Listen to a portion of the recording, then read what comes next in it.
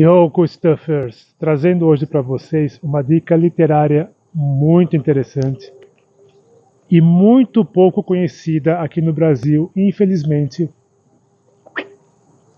Reflexões sobre a vaidade dos homens, do Matias Aires. Matias Aires foi um escritor português que escreveu essas reflexões em 1752 e não sei por que o livro praticamente desapareceu de circulação, não foi divulgado, até que um outro filósofo, Solidônio Leite, redescobriu o autor e o livro em 1914, praticamente 300 anos após o compêndio dessa obra de Matias Aires. Matias Aires foi um escritor muito voltado, quase um filósofo, muito voltado para o estudo do homem e do seu comportamento perante os outros. E ele foi, por demasiado, influenciado por ninguém menos que Rei Salomão, que escreveu os Eclesiastes na Bíblia, que é um dos livros mais sábios, para quem já leu. E dizem que Rei Salomão era muito inteligente. Quem não lembra da decisão dele de cortar o bebê ao meio para saber quem era a mãe verdadeira. Além de Salomão, ele também leu muito Pascal e Rochefoucauld. Para quem não conhece, um outro filósofo francês não tão conhecido no Brasil, mas recomendo demais a leitura da obra dele. Depois falaremos mais sobre o autor. E, nesse pequeno livreto, o que ele fala? São 163 reflexões sobre os diversos tipos de vaidade que afligem o homem. Algumas positivas, algumas negativas. Ele chama de construtivas e destrutivas. Entre os tipos de vaidade, ele se refere muito ao vício, ao amor próprio, ao juízo, à razão, à malícia, à solidão. Não estou sozinho aqui com os nossos amigos saguis. E o que são as vaidades construtivas? Elas são construtivas por se refletirem no afeto do ser humano. Já as destrutivas, elas inferem um orgulho, uma inteligência orgulhosa. E essa inteligência orgulhosa sempre leva, ou quase sempre leva, ao quê? A soberba, a chamada pseudo-sabedoria, que também, por si só, leva ao quê? A pretensões, a posturas pretensiosas. Alguns exemplos de vaidade que Matias Aires usa são a vaidade dos místicos, que na verdade ele explica como sentir-se superior a alguém. E esse superior é devido às boas obras que a pessoa faz. Então, se eu me sinto superior ao próximo, é porque eu pratiquei boas obras. Por que que isso é construtivo? Porque para eu sentir tal orgulho, tal vaidade, eu preciso ter praticado o bem a outrem. Se eu pratiquei o bem a outrem, eu beneficiei meu próximo e também a mim. Ele menciona muito também a vaidade da ascese, que é o quê? Que é renunciar ao consolo e procurar a solidão ou solitude. Quase que uma santidade. Para quem não sabe, a palavra santo significa posto à parte. É uma pessoa ou alguém ou algo singular que não se mistura, não por arrogância, mas porque é uma pessoa ou alguém puro. Então, se acontece algo comigo, ao invés de procurar consolo com outros, com objetos, whatever, eu me isolo, quase que um Buda, chego ao Nirvana e atinjo uma vaidade acima dos outros. Construtiva porque, em tese, dá paz interior ao fulano ou à fulana. Uma outra interessante também é a vaidade da honra, que é o quê? Que é como se você tivesse um código de conduta. Então, eu tenho as minhas regras, eu respeito a lei, eu não compro filmes piratas, eu não compro jogos piratas, então você se sente acima de boa parte da população que não respeita a lei. Um exemplo prático. Isso é construtivo por quê? Porque você acaba vivendo bem em sociedade, você vai respeitar o próximo, você vai respeitar as leis. Então você não fará, em tese, mal ao próximo. É uma espécie boa de vaidade. E ele menciona diversas outras vaidades, a heróica, que implica você levar o progresso, mas aí tem uma questão de respeito às culturas. E as destrutivas são as que são o contrário, na verdade. As que você impõe alguma coisa ao próximo que não faça bem a eles. Mas vamos a alguns exemplos práticos que eu separei aqui para vocês, para mostrar que vaidade também é cool, mas em muitos casos it's very uncool. Reflexão primeira: a vaidade se estende a enriquecer de adornos o mesmo pobre horror da sepultura. Ou seja, as pessoas são tão vaidosas que até constroem sepulturas, túmulos grandiosos. Exemplo, as pirâmides do Egito, nada mais são do que túmulos colossais com um ego gigantesco. Um horror por quê? Porque você está morto. Você não sabe que você está ali enterrado. Digam o que quiserem. Para que construir tamanhos colossos se você não existe mais? É uma vaidade inútil, destrutiva. Um outro interessante: os retiros e as solidões nem sempre são efeitos do desengano. As mais das vezes são delírios de um sentimento vão, ou furores em que brota a vaidade. Então nos move o fim oculto de querermos que a demonstração da dor nos faça recomendáveis. Fazemos vaidade de tudo quanto é grande. A mesma pena, quando é excessiva, nos lisonjeia, porque nos promete a admiração do mundo. Isso é muito relevante para a nossa atualidade, onde as pessoas vivem coladas em redes sociais, Facebook, Instagram, TikTok, whatever. Veja, não estou criticando as redes sociais. O YouTube é uma espécie de rede social. Mas as pessoas, hoje em dia, não usam essas ferramentas de maneira sábia. Mas usam para quê? Para fomentar o próprio ego, a própria vaidade. E isso é um pouco destrutivo, porque você quer ser melhor que o outro, mas nada acrescenta ao outro, ao próximo. Isso não aglutina ao bem comum. A fama é o que mais nos inclina à vaidade. Muito interessante para hoje também TikTokers, YouTubers, que, ao invés de quererem transmitir informação relevante, focam muito nele ou nela mesma. Eu acho.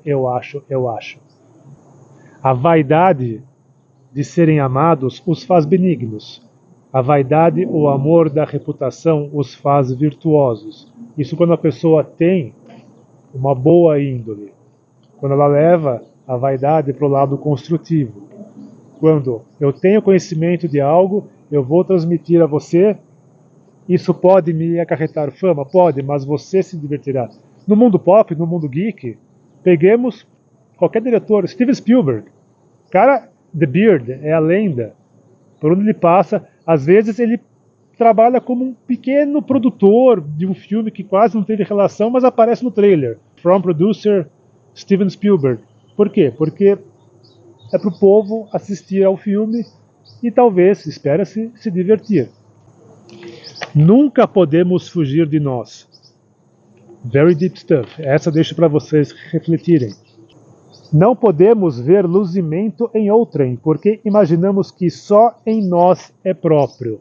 Essa é uma excelente definição de Matias para a vaidade destrutiva. E um exemplo prático no mundo geek, no mundo cool, onde vivemos aqui, são os eternos e patéticos debates entre fãs. Exemplo, Marvel, DC, Microsoft, Xbox, Sony, PlayStation, Nintendo, Switch, marca A, marca B, Apple, Android, o meu é melhor, o seu é pior. E se às vezes você não tem tal produto e você vê que fulano comprou tal produto, então não tenho o PlayStation 5 e meu amigo comprou. Não, imagina, patético pagar tantos R$ 1.000 por aquele console. Mas por quê? Porque eu não tenho. Em breve um vídeo específico sobre isso, que ficou muito bacana, que vocês gostarão, very, very soon. Mas resumindo, se o outro pode ter, por que eu não posso? Eu não fico feliz pelo outro quando ele tem e eu não. Isso é vaidade. Outra muito atual. Olhamos para o tempo passado com saudade, presente com desprezo e futuro com esperança. E verdade, nunca estamos felizes com o agora, com o here and now. Ficamos sempre, poxa vida, cáspita, porca miséria, mas antigamente, nossos pais dizem isso, nossos avós, no meu tempo era assim, no meu tempo o ensino era melhor, no meu tempo os programas de TV eram melhores, as pessoas se vestiam melhor, tudo era melhor. Hoje nada presta. Esperemos que amanhã a coisa melhore. Por que não melhorar hoje? Minha vida era melhor na outra cidade, hoje não presta, espero que amanhã faça alguma coisa. Pô, os jogos hoje são muito chatos, tem DLC, bugs, na época do Mega Drive, Super Nintendo, era só colocar o cartucho, assoprar funcionava, espero que no futuro isso melhore. This is not cool. Temos que aprender com o passado, viver o presente e melhorar o futuro. A razão no homem é como um licor precioso em um vaso impuro. O licor sempre se contamina com a infecção do vaso. Este em nós é a vaidade. This is so true. Isso é tão verídico, é tão fato. Porque por mais que nós sejamos racionais, em boa parte dos casos nós sempre deixamos a emoção tomar conta das nossas decisões. Por isso o ideal é você sempre pensar com a mente. Você pensa com a mente, estou falando de maneira metafórica. Usar a razão e utilizar-se da emoção em função da razão, um equilíbrio. Tudo, como dizia Thanos, balance. Tudo nos cansa. Não só nos é preciso constância para sofrer, também necessitamos paciência para gozar. A mesma delícia nos importuna. Os objetos, depois de vistos, muitas vezes ficam como diferentes da primeira vez que os vimos.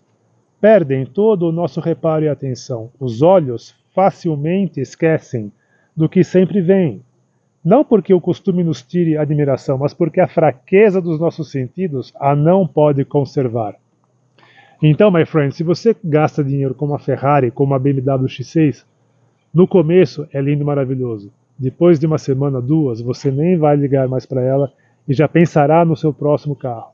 Você comprou o PlayStation 5, você comprou o VR2, o Xbox Series X, o Switch OLED, na hora é bacana. Depois de jogar um pouco, você já pensa, puxa, como será o próximo PlayStation 6, o Xbox 720, o Switch 2, I don't know. Se você procura só beleza em uma pessoa, claro que nós nos atraímos primeiramente pelo visual, pelo fenótipo, mas o genótipo depois é o que importa, porque a aparência vai embora. Outra vaidade que devemos aprender a controlar. A vaidade satisfeita ou ofendida é a que nos faz buscar a solidão e o retiro, como temerosos de perder a tristeza em que achamos um agrado de gênero diverso. Tem de ver com o que disse agora há pouco. Nos primeiros anos, vemos as coisas como elas são. Depois vemos-las como os homens querem que elas sejam. Se você é puro, uma criança, ela curte, ela gosta dessa planta, da flor, de tudo. Ela está satisfeita com ela mesma. Depois, quando entram as vaidades da sociedade, as pessoas começam a se espelhar, e hoje via Instagram, via Facebook, de novo TikTok, qualquer aplicativo da atualidade, as pessoas olham para os outros e querem ser o que os outros desejam, não o que ela realmente quer.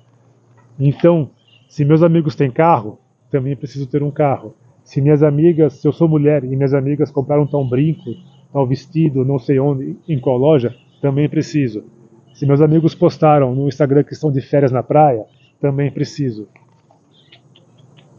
Shame on you. O amor não se pode definir, e talvez que esta seja a sua melhor definição. Sendo em nós limitado o modo de explicar, é infinito o modo de sentir. Querem melhor definição de amor do que essa? Sim, é soberba a formosura, mas não é para admirar, pois é grande o seu império, é vaidosa, mas como pode não o ser? É presumida, mas que muito em se vendo, a sua mesma vista a lisonjeia. É tirana, que importa se é virtude esse defeito, e se nela a bondade é culpa. Autoexplicativo. Mas para quem não entendeu, novamente voltamos à história do fenótipo e do genótipo. Se você se preocupa só com a sua aparência, você se torna escrava. Você se torna escrava. Vocês são lindos. Vejam, fenótipo pode não agradar a todos, mas eles são tão cute, são tão bonzinhos.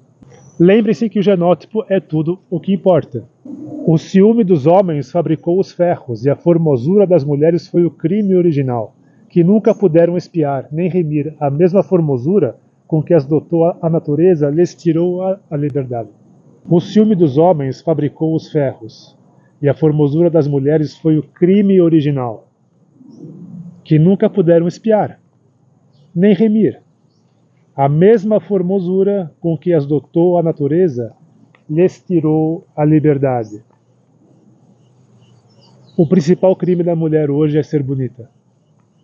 Isso resume toda a labuta que as mulheres têm tido. Girl Power. O filme da Barbie, para quem não assistiu, assistam, porque mostra muito bem, de maneira muito divertida e inteligente, esse tipo de vaidade. O cativeiro costuma ser a medida da formosura. Quanto mais belas, mais presas. Mulheres bonitas. Isso não é verdade? Essas são algumas das vaidades descritas por Matias Aires nas suas reflexões sobre a vaidade dos homens. Vocês encontram esse livro editado pela Martins Fontes. Existem outras edições, super baratinha. Eu encontrei essa num sebo, mas vocês encontram pela internet, no Amazon, outras edições, até com capas mais clássicas, mais antigas. É uma excelente leitura, rápida para sua cabeceira, e que faz pensar muito sobre como hoje a humanidade está em declínio, ladeira abaixo, o ego e a vaidade cada vez mais em polvorosa. E embora haja tipos de vaidades very cool, se você é arrogante, se você se preocupa com beleza, se você quer ser melhor que os outros sem dar nada em troca, you are not cool, you are very uncool. PS, por isso que eu sou feio por fora e bonito por dentro, porque eu como chocolates e Oreos. Falou, pessoal. Very cool stuff.